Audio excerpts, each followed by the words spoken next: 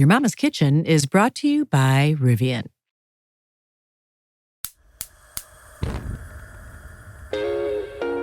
For a long time, if you think about what it means to be all-American, there are certain images that would dance through your mind.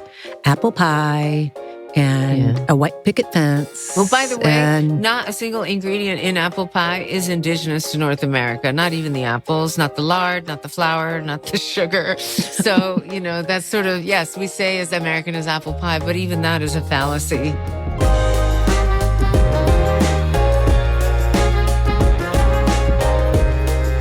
Hello, and welcome back to Your Mama's Kitchen. This is the place where we explore how we are shaped as adults by the kitchens that we grew up in as kids. And it's not just the food, it's all the stuff, the laughter, the way we might eavesdrop on our parents' conversations, the way that food can provide a taste of home from a distant land. I'm Michelle Norris, and we couldn't dream up a more perfect guest for our show than the one and only Padma Lakshmi. Padma was host and executive producer of Top Chef for 17 years. That's 20 seasons. That is a long and delicious run. She was also the creator and host of the acclaimed Hulu series, Taste the Nation. She is a prolific writer. She has penned 4 cookbooks, a best-selling memoir, and a children's book. She is a model, an activist, one of Time's 100 most influential people in 2023, and now she is a guest on Your Mama's Kitchen. Hey, Padma. Hi, how are you, Michelle? Thanks for being with us. My pleasure.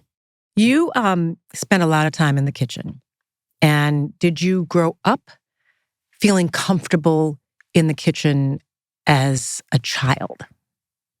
Or was the kitchen more the domain of your mom and your grandma? It was both. I mean, it was certainly the domain of women, and I always felt comfortable there. My grandmother and my aunts spent a lot of time in her kitchen when I was growing up in that house, and my mother and I spent a lot of time in our kitchen in our little apartment here in New York City when I was growing up as well. And so, for me, I really associated food with femininity and womanhood, because to me, that's where the women did not only most of the work, but also that's where they traded their gossip, their secrets. They made all the decisions that were important for the household. They often disciplined us or decided what the discipline was, depending on how they were feeling. And so from a very early age, that became sort of central command, in our lives, in our homes, and in our families. I love the way that you describe it as central command, because the kitchen, yes, is where the meals are cooked and sometimes where they're eaten. But the kitchen is also like the central bank. It is the high court. It is sometimes it's the jail, where you're grounded and you have to sit there and write your name 5,000 times or do homework or something like that. There's a whole lot of stuff that happens in the kitchen, and it's not just about food. Definitely. I mean, in my case, it wasn't my jail. It was more, I was locked out of it. I was always trying to get into the kitchen. And, in South India, it's very hot. And so during the afternoons, my grandparents would take naps, and the kitchen was closed, and it was just bolted shut from the outside. It wasn't locked, but whenever I would come home from school and I saw that everyone was napping and sleeping, I would try and sneak into the kitchen then, or more easily, I would sneak into the kitchen in the middle of the night.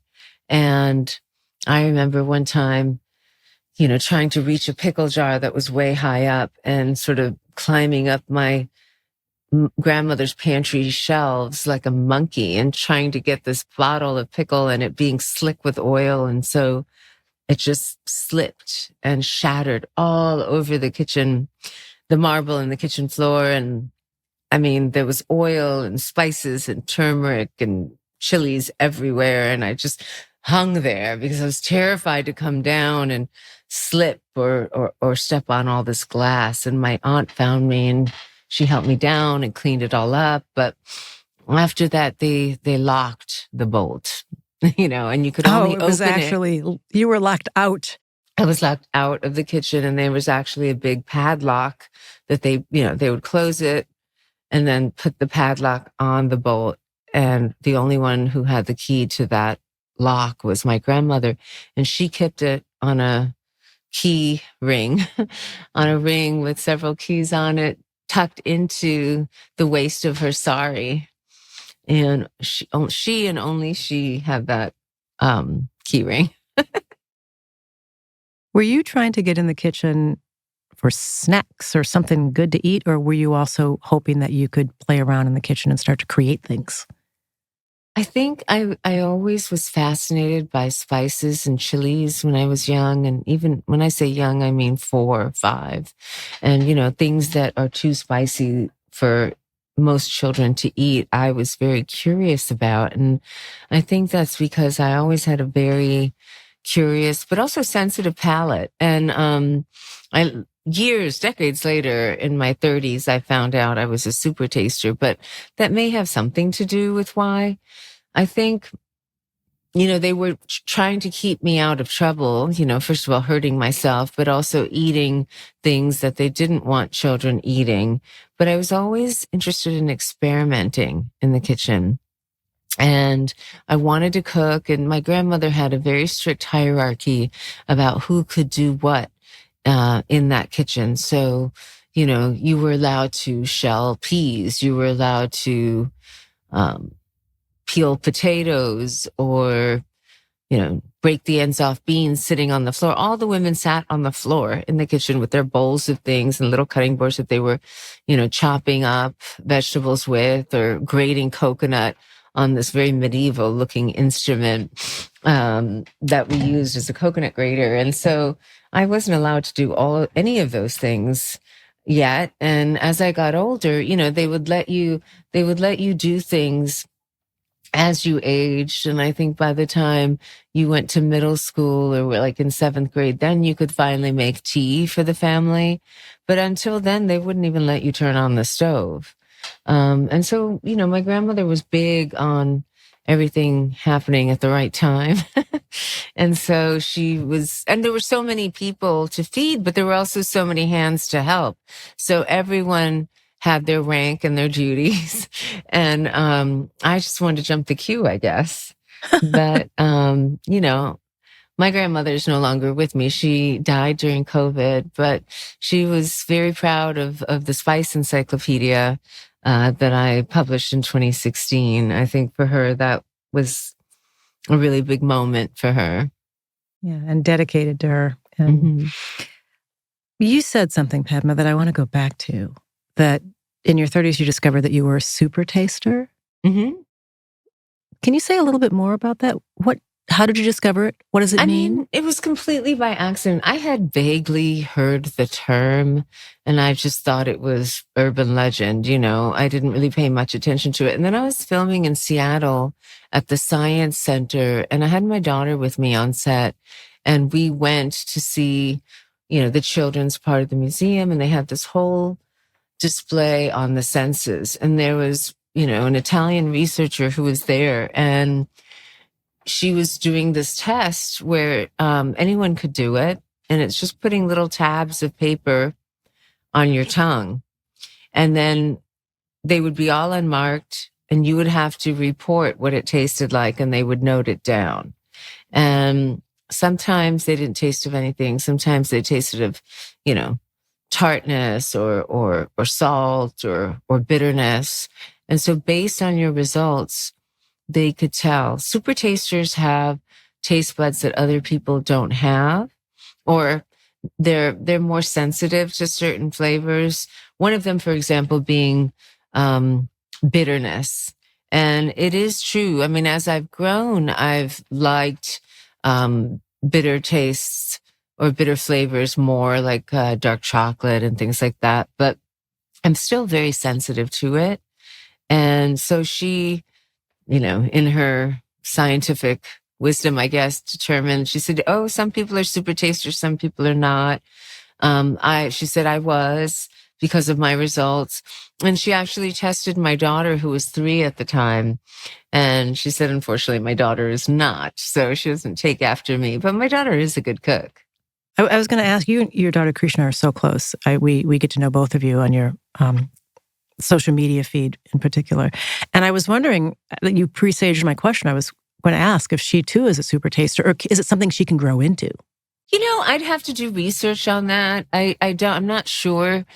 It was something cute that I found out about myself. Like I said, I didn't even know whether it was a real thing. And did you get a certificate or something? No, I mean, I didn't. I should have asked, I suppose. But, it was just like, it's sort of like a dog who can hear whistles that humans can't, I mean, I think I'm in a unique position to benefit from that skill because of my work. But I don't know that it means anything. I'm certainly not sensorial scientist, but I do think you can develop a palate. I think, in the way that people who have lost their sense of smell in COVID it's very difficult, but can coax it back. So I do believe that you can develop your palate by just testing it and tasting different things and trying to actively perceive what your sense of smell and your palate, your sense of taste is picking up. Because really, taste is something different than flavor. Flavors, there are millions of flavors. Just think about going to an ice cream store, how many different flavors there are.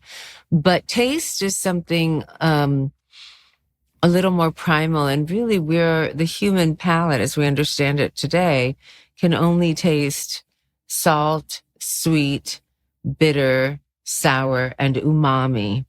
And then, from there, you can make a whole bunch of flavors that, you pick up the nuance of, and texture also affects flavor a lot. And smell.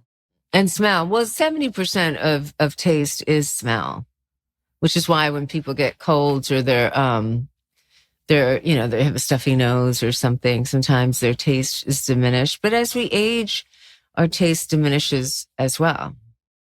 I think our eyes have something to do with that also, because I think food that looks good just inherently tastes better, but that could just be me. Yeah, I mean, we do experience food with all our senses, their tactile sense, or smell, even our hearing. You hear somebody bite into an apple, you think, oh, maybe I would like a piece of fruit. So. Yeah, I didn't want an apple until I heard that crunch, and now I really want a golden delicious apple. You were born in Madras. I was born in India, in Delhi, yeah. In India, yeah. And then you were born in India, and then you moved. And so when you think about the kitchens that you grew up in, if I asked you to, take me inside your childhood kitchen, where does your mind go?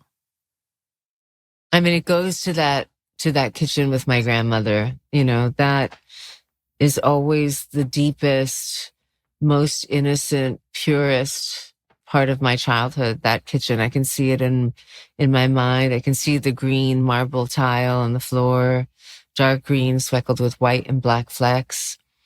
I can see the cement counter. It was very, very modest. We had 2 burners.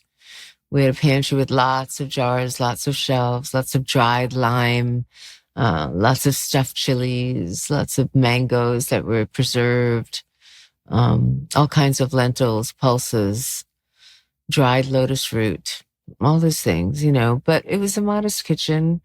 And through that kitchen, she made some miraculous food for 8 or 10 of us that always lived in that house growing up. Did you eat in the kitchen, or did you eat in an adjacent space?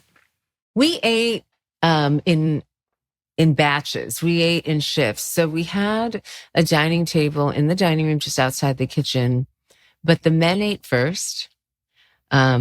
And then they would eat with the children as well, if there was room on the table, depending on who was around. And the women ate last, and they would go from kitchen to dining room and sort of serve, a lot of South Indian food is very soupy, and it goes on top of rice. And even our plates have a lip of an inch high, or ever silver or stainless steel plates. And so, you would go around and serve everybody.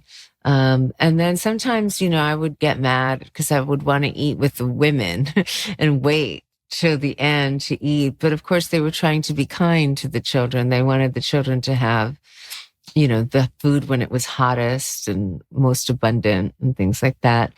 Um, I mean, when we ate lunch and it wasn't school, my grandmother had a big giant bowl that she would mix rice and yogurt, salted yogurt or rice and some lentils with her hands with ghee. And then we would all the grandchildren would sit in a semicircle around her on the floor, everyone Indian style. And we had little bowls. And so you would put your hand out and she would get, a mound of food with her hands and she would give it to you and you would take it in your hand.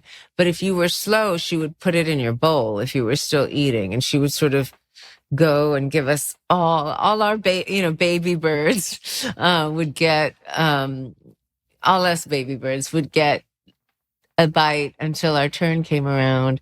And I remember that ritual. That's how kids were fed. First, they were fed by hand to mouth, and then they were fed hand to hand or hand to bowl.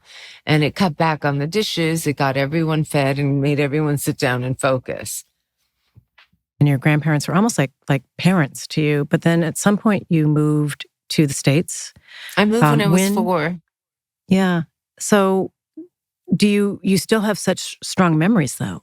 It sounds like. Well, yes. I mean, those formative memories are so etched in my mind. And also, I mean, I went back to India for 3 months every summer. The minute school got out in June, I was on a plane and I loved it. My mother wanted me to hold on to my culture and speak the language and also be with other family members. I'm guessing she probably needed a break as well, a little bit. And, she worked full time. So, it was hard to get childcare and I could be home alone as a latchkey kid for a few hours, but all day, every day running the streets, I don't think she was into that. So. Can I ask about your mom? Because I'd read a lot about you, and you write about this in your memoir also. Your parents divorced in 1972. Mm-hmm. And that was around the time that divorce was becoming more common in America. And more accepted in America. That was Mm-hmm. That's where I'm going with my question. What about India? That seems like things may have been very different there. It was horrible. I mean, it was, and it still is. India's a very conservative country. You'll find Indians all over the world contradicting themselves because anything you say can be true of India. There are gay couples living together in some of the urban cities, but there are also still bride burnings and child marriages in the villages and everything in between. In my mom's case, it was an arranged marriage, which she wanted. And it was a very turbulent marriage. And we separated from my biological father when I was 1, and we lived with my grandparents. And then my mother, knew that it would be very hard for her to live as a single woman. And I don't think she was interested in getting married again. She did eventually remarry when we were in America, but she came here. And at that time in the 70s, there were a lot of people who, came in that wave of immigration, a lot of medical professionals, because there was a shortage here in America. Just like now, there, is a tech shortage. So a lot of people, get H-1 visas or whatever. We'll see what's going to happen now, of course, with everything that's going on. But my mom came in that wave in the 60s and 70s, and I just stayed back until she was settled. So yes, my grandparents were like second parents to me. And I think my mother made the right decision. Here she could live freely. No one was going to judge her for that. She became, a single woman in New York City in the 70s. And I remember going to parties with her. I remember a lot of beaded curtains. I remember New York in the 70s. It was a magical place. I mean, I know it was ridden with crime and everything, but as a child, I didn't know that. I would just roller skate all over the city, and I would meet my mom for lunch when school was out, and I hadn't those, few weeks or a week, few days that I hadn't gone to India yet.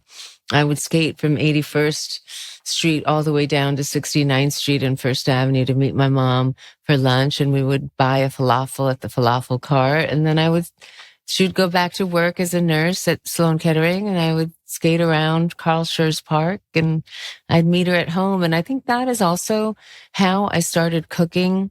I felt for my mom having to come home at 6:30 and, after a long day at the hospital on her feet as a registered nurse, to have to cook dinner for me and then polish her white nurse shoes that she would always put on newspaper by the door and do whatever laundry needed to be done on the weekends, but also help me with my homework. So I started doing stuff like putting on the rice or, making sure I washed all the vegetables or at least cut the cucumbers for the raita, stuff like that.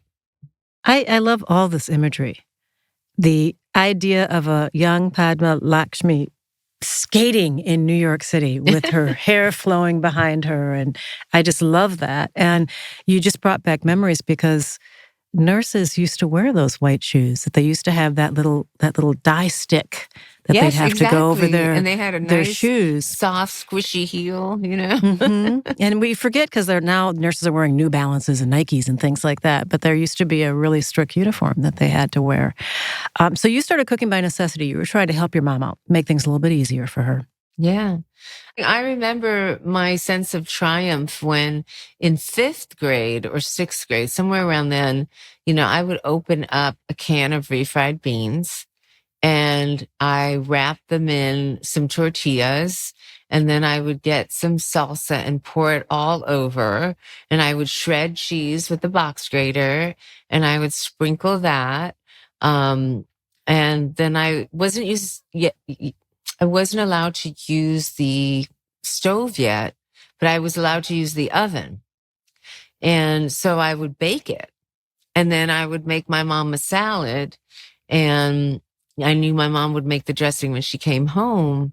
And so I would set the table and we would have salad and we would have bean enchiladas, and it was a hot meal. And I felt very grown up. Well, that is a sense of accomplishment, though. That is a really good feeling to this day. Yeah. When you're able to make someone happy, tell them you love them by putting a hot meal on the table. Can I ask about your mom? Mm-hmm. In reading about you, I saw that she was very devout, that she was an early riser, that she would get up and have time to herself every day. Does that live in you? Did you see something in her practice and in her work ethic?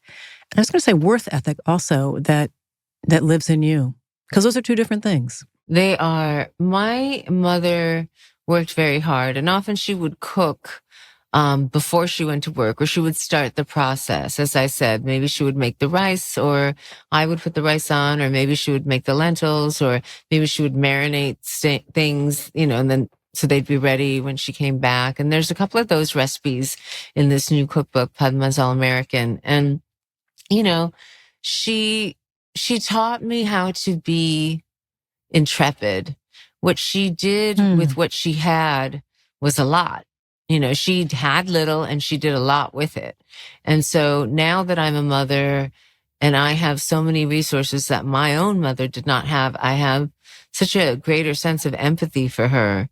My grandmother also was a very hard worker. They both were. I mean, we are a studious family, it's very cliche and boring, but, we were always taught to be busy and productive and helpful. And I've tried to be that for my mother, and she certainly was that for me. And I saw what she went through, and I saw, her max her credit cards out in September every year to buy me school clothes. And, it really made an impression on me. And I think my work ethic comes from her, but I also think as I've grown, into my own womanhood and personhood, I should say, I think that my mother's superpower is really her empathy and caring for others, which comes part and parcel with being a nurse. But I think my mother feels really deeply. And I think my writing is also about feeling versus thinking. It's very observational. I try to be detailed and evocative, but I think, it comes from a place that is more ephemeral, but very present, if that makes sense. You are a bridge builder, and your life is in some way a bridge in different cultures, East Coast, West Coast, US and India. You were a model, and then you moved to a different aspect of food, and we'll talk about that in a little bit. But in terms of culture, what did your mom and your grandma do to make sure that you held on to your cultural roots, not just in the kitchen, but just in life as you became more American? Mm-hmm. Growing up in New York City, which is, is an ethnic stew or gumbo or whatever metaphor you Yeah. want to use. You can find some of everybody in New York City, but there also are sometimes pressures to become American, and and you sort of shed some of. A lot of people, they want their children to become more American, which means, pushing them to lean into those things that are seen as, I guess, mainstream American. And sometimes you make trade-offs, or home is the only place where you do certain things. How did your family make sure that you held on? And I'm certain that going back to India was probably a part of that. That was a big part of it. That was a big one. And when I did go to India, my mother would drag me to every single relative's house to see them when she came. She wouldn't come there for the whole summer, but when she could, she would visit as well. I mean, I don't think my parents or my grandparents thought about me as like, you have to hold on to your culture. I mean, I love my culture, and I think both my mom and my grandma made it really fun for me through food, through music, through tying the sari, through celebrating Diwali, which we just did, through ritual, I'm a very secular person, but I do go to the temple a couple of times a year just because it's nice to be in community with others, and it's nice to smell the flowers and the incense and do the prayers. And I do believe that it's those rituals are nice. The qualities that my foremothers tried every day in ways big and small to instill on me are not necessarily Indian values. They're just values, like being respectful to your elders, doing your homework, making sure your side of the street is clean, speaking with respect and thoughtfulness as much as you can, learning to contribute more than you take away, things like that. I don't think are values that necessarily belong to one culture versus another, one ethnicity towards another. It's just, I was raised with a sense of purpose, with a sense that I have been very lucky, even though I have had struggles, and that I should take advantage of my blessings and luck and use those to create it for others. It's not, I see how, and it's not that they taught me, I see how my grandmother did it through example. My grandmother started the first Montessori school in her part of South India. Then when she moved, she was a school teacher in Delhi. Then she was also starting an orphanage with other women in our neighborhood in Chennai. Then she started working in a mobile vaccination unit. So they would go in a van into the slums to make sure those kids were vaccinated, because their parents couldn't bring them. They worked a bazillion hours a day. So they went to where the children were. And so my grandmother kept busy even well after she retired. My mother did too. And my grandfather the same. My grandfather was a hydro engineer. Then when he retired from that work with the Indian government, he went to law school when he was 60 because he always wanted to be an advocate. He graduated. He did work as an apprentice for a senior attorney who was younger than him. Then he took one case for a widow. He won that case. It was some kind of insurance case. And when he retired from law, he started a tutorial out of our home in Chennai. And so he would tutor college students. And, so I saw by example my family doing things. And so I never really knew any differently. Grandpa sounds like he wasn't retiring; he was rewiring. He was like Maybe, just finding, yeah. I mean, certainly, new ways to use that And mind of his. it always, I have always been a person who's been curious about others and about learning ways of doing things. And because I'm interested in food, it manifests itself that way. Hence the book and hence the TV show, Taste the Nation. But I think I just did it innately. Does the fish in the middle of a school of fish ask which way to go? Yeah, yeah. You just the water. You figure it out. You figure it out. Yeah.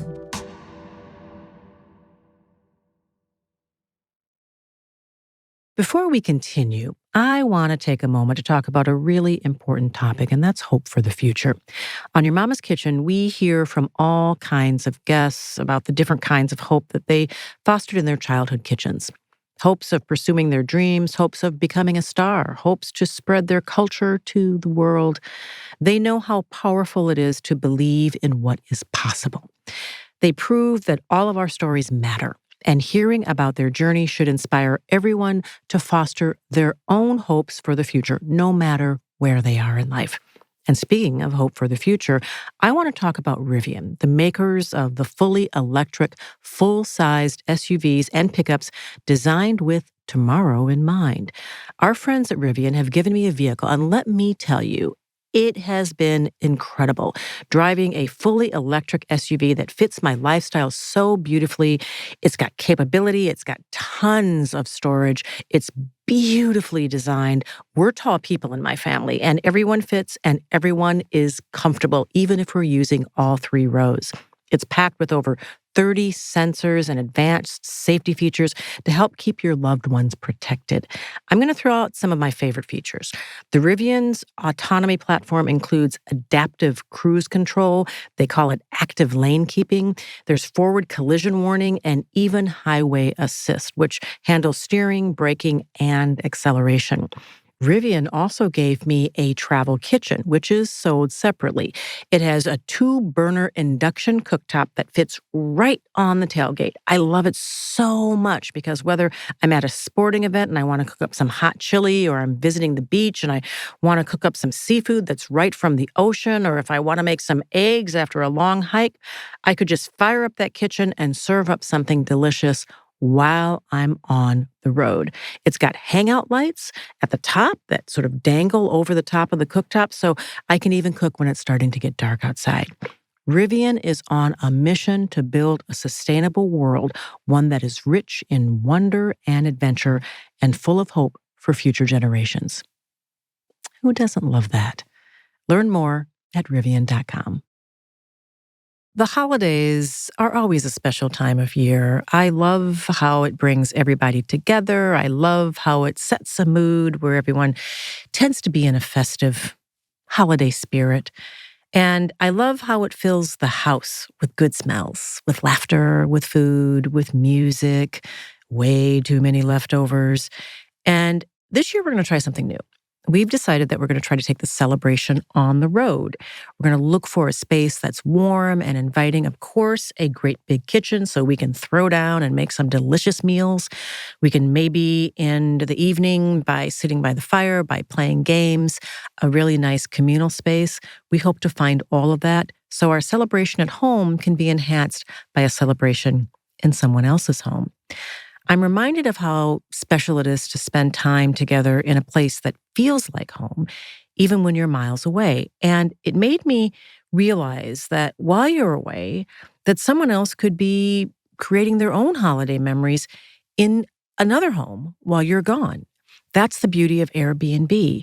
Hosting isn't just about extra income. It's about sharing your space and helping people find an experience that will really mean something special to them, that will allow them to create memories and a feeling of togetherness.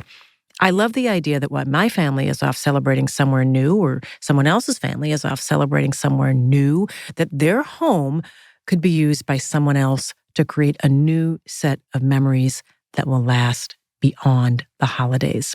That's what makes hosting on Airbnb so special. It gives you a way to share the comfort of your home with others, and the extra income helps make even more holiday trips possible. And that's a great thing. Your home might be worth more money than you think. Find out how much at airbnb.com/host. The Thanksgiving table is more than just about meals. It's about creating a holiday story. And every story needs the right ingredients. And when it's Thanksgiving, well, the turkey is the star of the show. And I'm going to share a story with you that I'm not particularly proud of. When I was a lot younger, a lot newer in the kitchen, I was having a hard time nailing the turkey. And I needed a replacement turkey. And I was frantic to find one. And guess what? Whole Foods Market saved the day with a turkey that was both affordable and a turkey that I know was raised with care. What a relief. Their turkeys start at just $1.49 a pound, and every single one is raised with no antibiotics ever, and it can be the centerpiece of your holiday story without the worry. And the real magic for me is the supporting cast. The sides, that's where the magic happens. And I lean on Whole Foods 365 brand for all the things that I need. It's my secret for a flawless, affordable feast. And we're talking organic carrots for that perfect glazed dish. I'm talking about green beans for the casserole or for any other green bean dish that you might want to make, because there are so many options for the holiday, from essentials like creamy condensed soups to organic baking spices that when it comes time to baking those delicious desserts makes the entire house smell like one great big hug. And for those moments when guests arrive and you're still in the kitchen, but you need to have something to greet them with that tastes delicious, well, those 365 frozen appetizers will always do the trick. The quiche trio or the butterfly shrimp can be lifesavers, and people will remember it and they will talk about it for years to come. They feel special and they let you finish up in the kitchen. Enjoy so many ways to save on your Thanksgiving spread at Whole Foods Market, and I hope the holiday is bountiful in all the best ways. We all know that food waste is bad for the planet, but that doesn't mean we're ready to start a compost pile or we're okay with having a smelly fruit fly condo compost pail on the counter. That's why I am so into the Mill Food Recycler. The whole idea is to make keeping food out of the trash as easy as dropping it into the trash. I just add my scraps, and I mean like almost anything. I mean anything from chicken wing bones to avocado pits to cantaloupe rinds, and Mill runs automatically while I sleep. I can keep filling it for weeks, and it never smells. What really surprises me is the peace of mind. I used to feel guilty every time I tossed out wilted spinach or half-eaten leftovers. Now I just drop them into the bin, open the lid, drop them in, and I know that they're going to a better place. You can use the grounds in your garden or feed them to your chickens, but me, I have Mill get them to small farms for me so farmers can grow more food. You just send those grounds off to farms in little boxes that Mill can provide, and they will turn that back into real food for real animals. That's such a good feeling. It's a full circle moment that I didn't know that I needed. You can have your own full circle moment. Try Mill risk-free and get $75 off at mill.com/YMK podcast. That's mill.com/YMK podcast.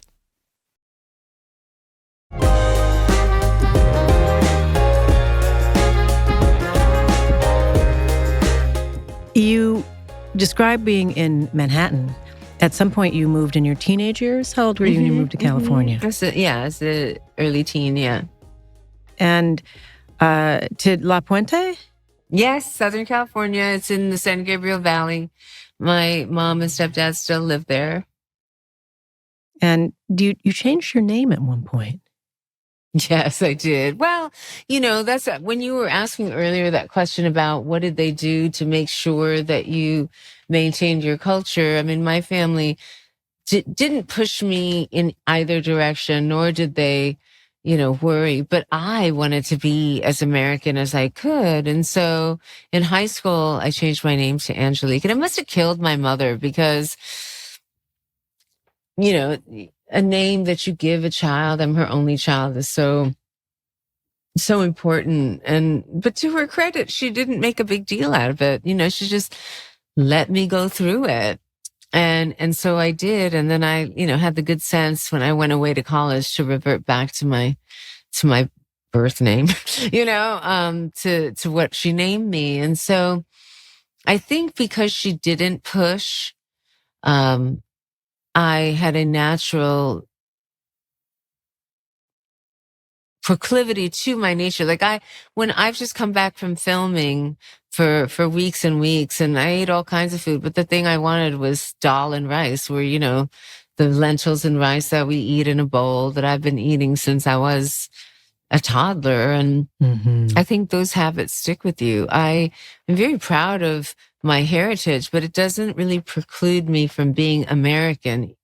And what is being American? I mean, that's why the book is called Padma's All American, because I wanted to show the different facets of American life and traveling through this country, community by community, road by road, meeting all these immigrants and descendants of immigrants and indigenous people and people who were brought here or their ancestors were brought here, unwillingly. All of those people are who make up this country. And I was curious about that. And this notion of who gets to call themselves American was central in my mind because it was central in my life and my identity growing up.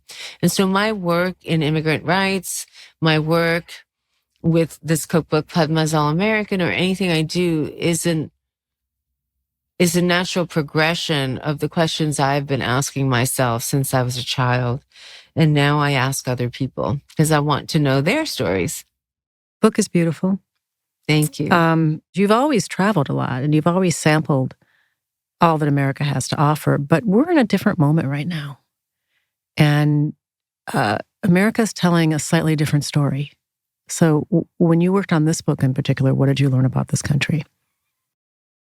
Working on this book and traveling around meeting all these people, it actually gave me much needed hope. And I love that. It reminded me not to believe the lies, not to be demoralized, and not let certain voices be the only ones telling the story of who or what America is. And that's really, beyond being a cookbook that I hope people cook from and really enjoy, I hope that it gives people a more positive and truthful and accurate picture of what this country looks like. If you just turned on network television, you would think that it was mostly Caucasian and, people just ate meatloaf or whatever. That's changing. It's not only like that. I'm, generalizing, of course, but I wanted to do something that was celebratory and fun and delicious to counteract all that vitriol from Stephen Miller and Stephen Bannon and,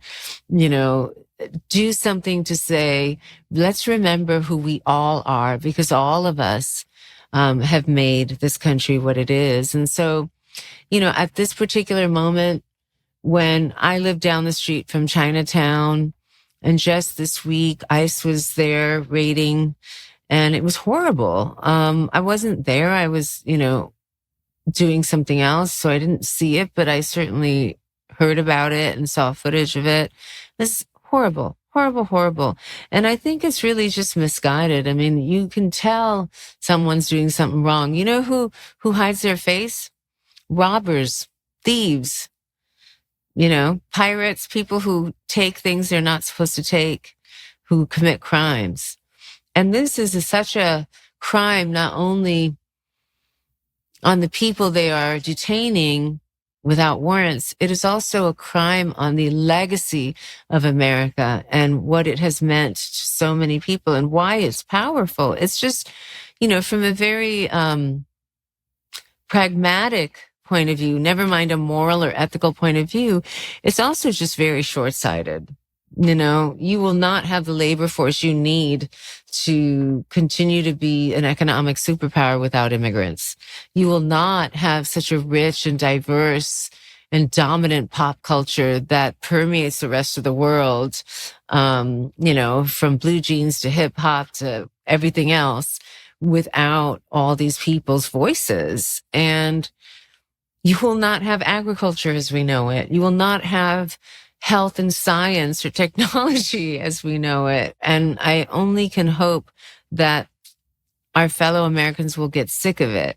And anytime you open your phone, you open the paper, or social media, you just see so much negativity. So I wanted to make my point in a positive way. Rather than saying what was wrong, I wanted to say what was right and what was worth preserving and what was valuable and fascinating and pleasurable and delicious about our country. I love that you called it All American, because for a long time, if you think about what it means to be all American, there are certain images that would dance through your mind. Apple pie and a white picket fence. Well, by the way, not a single ingredient in apple pie is indigenous to North America. Not even the apples, not the lard, not the flour, not the sugar. So, that's sort of, yes, we say as American as apple pie, but even that is a fallacy. The only thing really American is the Navajo woman that I interviewed in Arizona, who's on the actual cover of the book. Like, you have the jacket of the book, which is me, in front of the American flag, and that's very purposeful. And, with the title, Padma's All American. But if you take the book jacket off of Padma's All American, you see me standing there in the desert, in Sonoran Desert in Arizona, with Twyla Casador, and she is the original American. There's no one more American than Twyla Casador. And she's a wonderful human being who has so much to teach all of us about the environment, about ancestors, about food and sustenance, both spiritual and physical. And the idea that all American includes all of us, embracing the flag, embracing our variegated cultures, and often finding a way to another culture through food. And sometimes food and music. Sometimes that's the easiest way, way in. It's either food or it's music. Well, because they're both things that you can enjoy and hit you on an emotional level without any words. It's like pre-language, Now, I know that you've always loved food, and you've described that from a very early age, but you didn't intend to have a career that was centered around food. At some point, you were planning to do something else. You went to college for theater. Theater and American Lit. Yeah, and you worked as a model. You were interested in acting, either on stage or on the screen. At what point did food become a career pursuit for you? And was that an epiphany, or was it more of a natural progression? It was not an epiphany. It was just something cool to do because I was always interested in food. And then I kind of fell into the career of it. I'd never planned on a career, but then I wrote this first cookbook. And then I went on book tour, and I went on the Food Network, and they called me back 3 weeks after I'd been on, and I went on then. And then my manager was like, if you have her on a third time, you're going to have to pay her. And they said, actually, we were thinking about this very thing. And they offered me a development deal. And that's how Padma's Passport on the Melting Pot series came about. And then I did a couple documentaries, called Planet Food. And, it sort of mushroomed slowly from there. But I was writing about food for the New York Times for a little. I was, writing about fashion for Harper's Bazaar. So, it took me a while to figure out what my path was going to be. And that path often changes, but the thing that has stayed consistent is my interest and passion, for food, how it ties us together, how to make it, how to celebrate it, how to use it to bring us to the table and bring us closer. And, I think my mission in life has always been, whether I knew it or not, to make a mark in some way. I remember my grandfather used to say when I was little, like, when you go to sleep at night, I want you just to think about your day and think about what you did today to water the tree of life. It sounds better in Tamil, but it sounds pretty good, even in English. what are you doing? It doesn't have to be anything big or grand. It can be just helping someone carry their groceries up the stairs, or, we lived on the third floor, in our apartment building, and we didn't have an elevator. So we would always have to carry all these heavy bags of rice up the stairs, or it would, it could be anything. It would be helping your friend with her homework, or, maybe just picking up your clothes from your bedroom floor, so like, and that really stuck with me. And so whatever it is, I hope I do it with intention. I don't think there's anything more lofty about what I do today than when I was a waitress at a pizzeria when I was 16. It just matters. It's never what you do, but how you do it. And I hope that I give attention and care to every task I take on. I want to ask you about Top Chef. Mm-hmm. And 20 seasons. That is a long and respectful run. You should be really proud of that, because that's you. Not everybody can stay on that train for that long. But you said at some point that you weren't taken as seriously as some of the other judges in the beginning.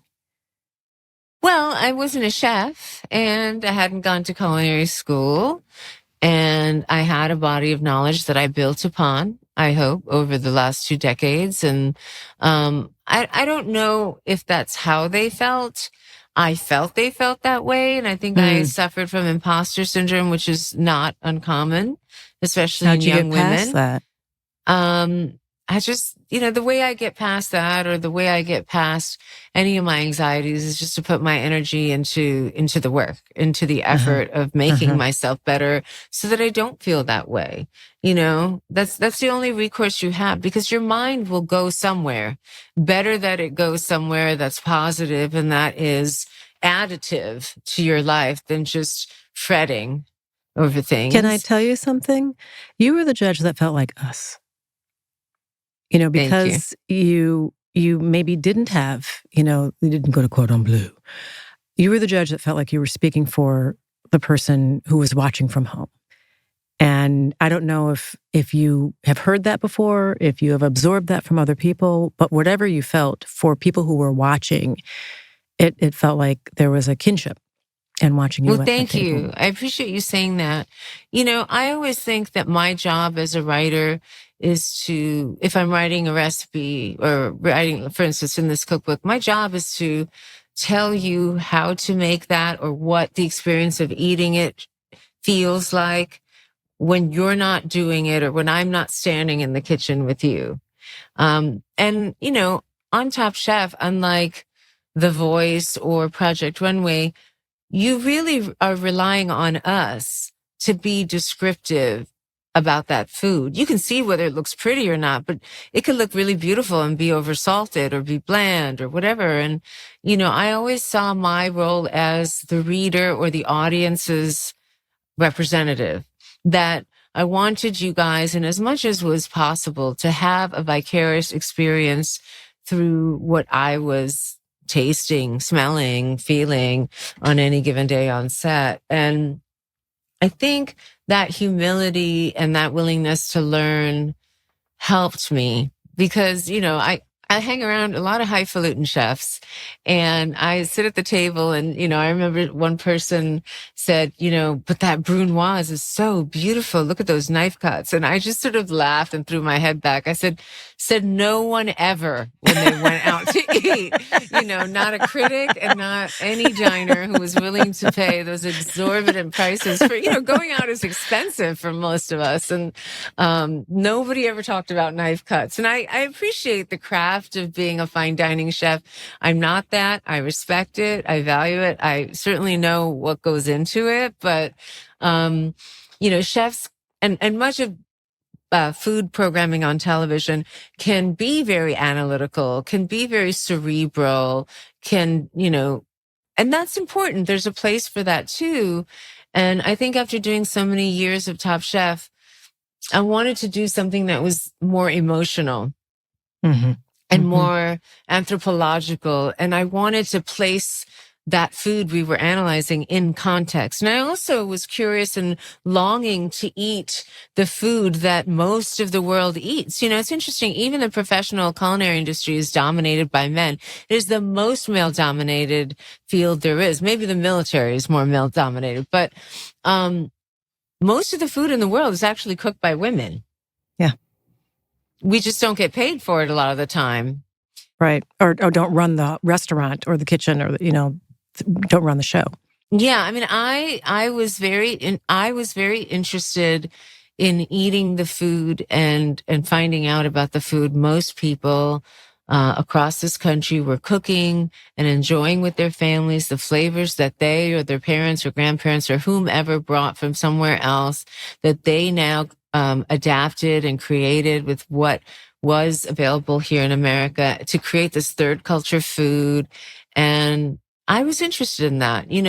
I love a good fancy meal, but if you give me the choice of a 7-course tasting menu with a white tablecloth and eating off the back of a food truck, I will pick the latter 9 times out of 10. I will pick the latter at 9 times out of 10 for sure.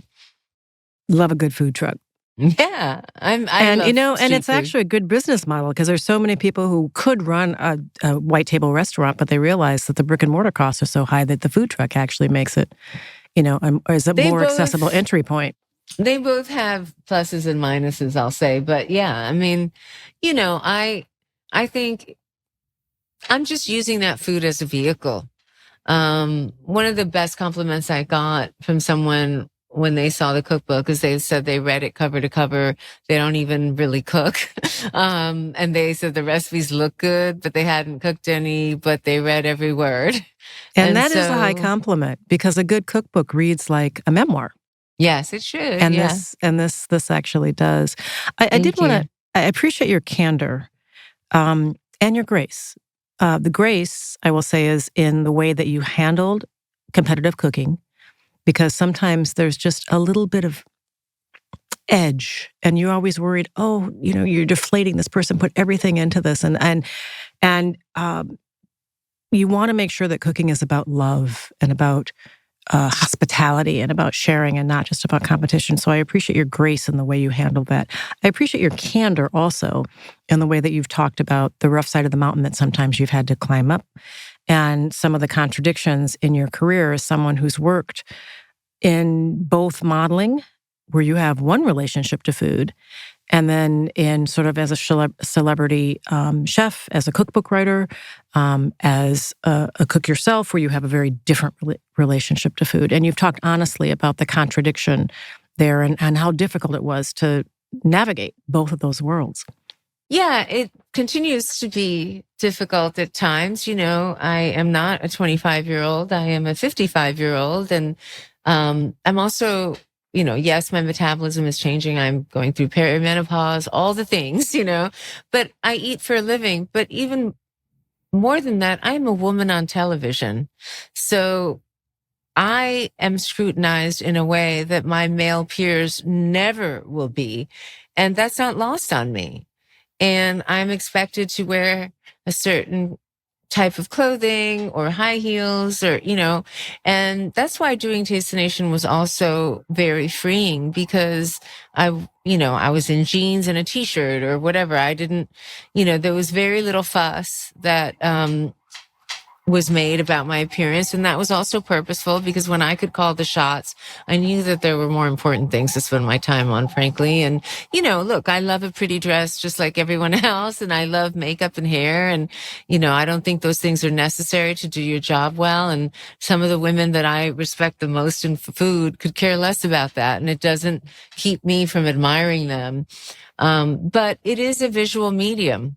And there's so much of my business and my life in media that has to do with the visual and, the image that goes along with that. And I am pragmatic enough and hopefully strategic enough to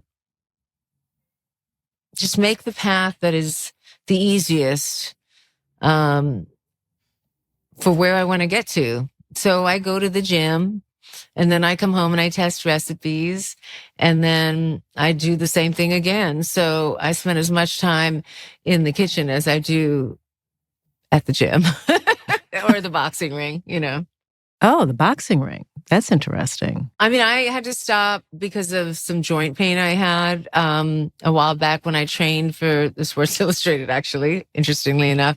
I just overdid it. And so I haven't gone back to boxing. But before this, I have been boxing for 20 years, and it's kept me sane. And as much as it's given me physically, it's given me even more mentally.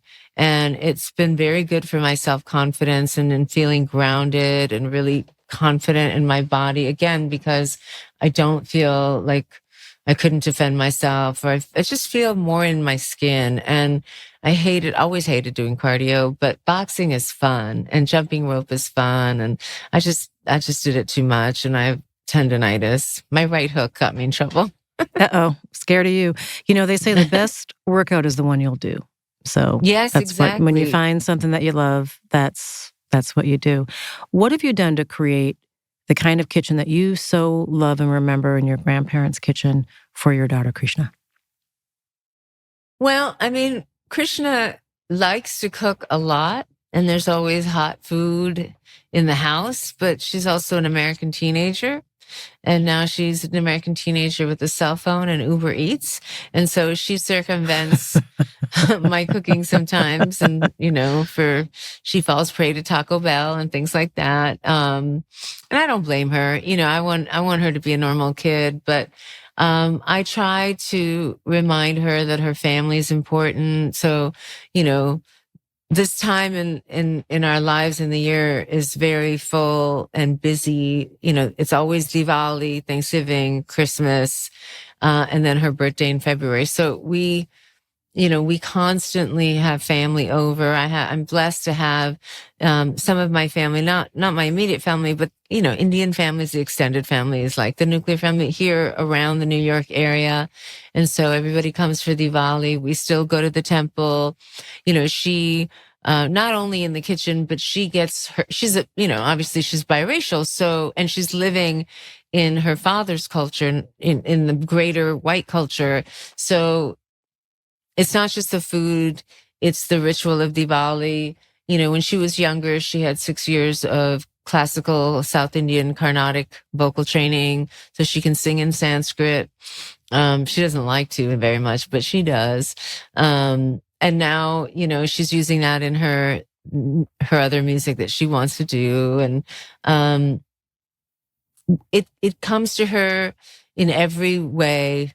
You know, it's in the water she drinks, so to speak. And so I try not to make it really hard and something that I'm forcing on her. I just want to make sure she's immersed in it and it's around. And that's not always easy. You know, again, I have resources my mother did not have. And so I can afford those lessons for her. I can go to the temple, you know, because I run my own production company. I can decide my hours, and I can take, 3 hours off on a Wednesday afternoon to go to Queens and go to the temple. So, you know, you do what you can when you have it to do.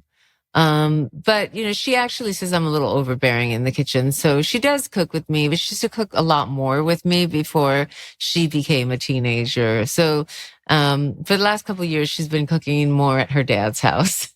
Okay. She'll come back. Him, that's the way which that's I'm the way happy that works. About, you know, that's fine. But she'll come back to your kitchen. Yeah, I hope so. Yeah, she will. Yeah. She will. It's what always happens. One of the wonderful things about this podcast is that we collect comfort food, recipes that mean something to our guests, and we share them with our listeners. And our listeners love to road test them in their own kitchens. So what is the taste of home for you? If you want to gift our listeners with one of your recipes, or maybe one of your mama's or your grandmother's recipes, what would it be? I mean, the thing that is most comforting to me is yogurt rice. For us, yogurt is a salty item.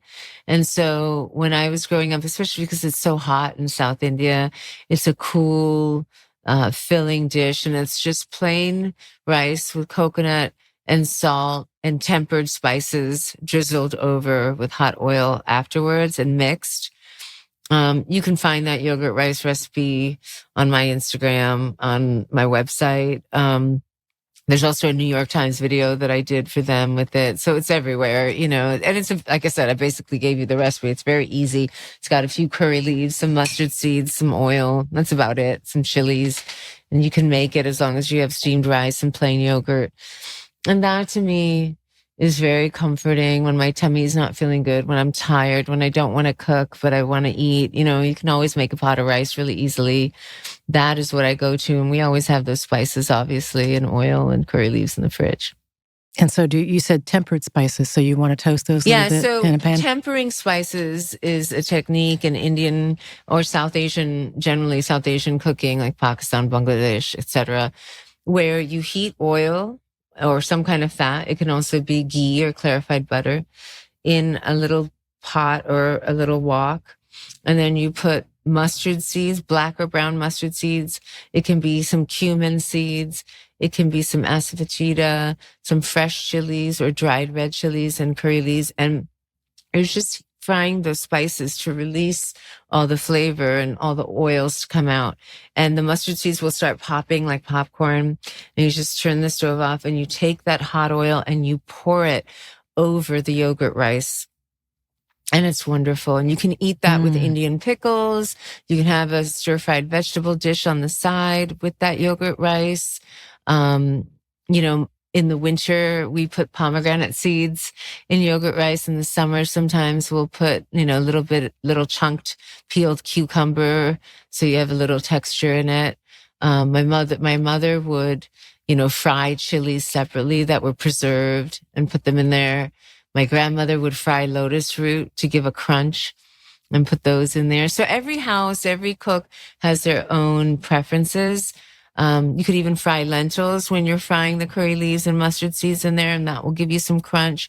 And so tempering spices, it's called porichikottu in Tamil, and it's called tadka in Hindi. And we temper and add tempering spices with oil to a plethora of dishes, to lentil dishes, to all kinds of curries, a lot of food. So it's a very hallmark technique of Indian cooking. You have succeeded in making me very hungry right now. Oh, good. I would like some of that rice right now, and think I may run home and get in the kitchen and try to figure out. I have much of what you mentioned already in my pantry, so. Great. Yeah, use equal parts steamed rice, but make sure the rice is cool. Equal parts rice to yogurt, low fat, plain yogurt, and then salt to taste. Mm-hmm. And then just heat oil, 2 tablespoons or 1.5 tablespoons of oil, 1/3 teaspoon of mustard seeds, a little bit of dried red chili. Ghee. You said I don't if you don't want to use ghee. I use sesame oil, non-toasted sesame oil, but avocado oil is fine. Vegetable oil, any neutral oil that doesn't have taste. I wouldn't use olive oil because it has a taste and it has a low smoke point, so you don't want that. Mm-hmm. But you could use dry red chilies, dry whole red chilies. And if you can get fresh curry leaves, you can order them online. Or any, South Asian market, Indian grocery store will always have them. You just throw in like a dozen leaves at the end because they'll start popping too because the moisture in the leaves, you always add the curry leaves at the end. You heat it on medium, put the mustard seeds in, then you turn down the heat a little bit. And as soon as those mustard seeds start popping, throw the other stuff in there, just swirl it around to heat it through a little bit and pour it. It makes a beautiful shh noise when it hits the cold yogurt rice. And it's probably just beautiful. Do that in a swirl. Looks, can't wait to try it. I love this conversation. Thank you so much. I knew it was going to be wonderful. And it was. Thank you so much. I told you she was a dream guest for this show. It was great to hear her stories. It was great to hear about her projects, her cookbook. And I look forward to trying that recipe at home. Now, before we let you go, just a reminder that our inbox is open. We want you to share your stories, maybe some of your memories. Tell us about your mama's kitchen. If you have thoughts on one of the previous episodes, we'd like to hear that too. You can make a recording, either audio or video, and send it to us at ymk@highergroundproductions.com. Hope we hear from you. And if you also want to try the yogurt rice recipe, you can go to our website at yourmamaskitchen.com and you will find the recipe with step-by-step instructions. And while you're there, spend a little time at the website because we have all the recipes from all the previous episodes. Thanks for being with us today. Hope you'll come back soon because here we're always, always, always serving up something special. Until then, be bountiful.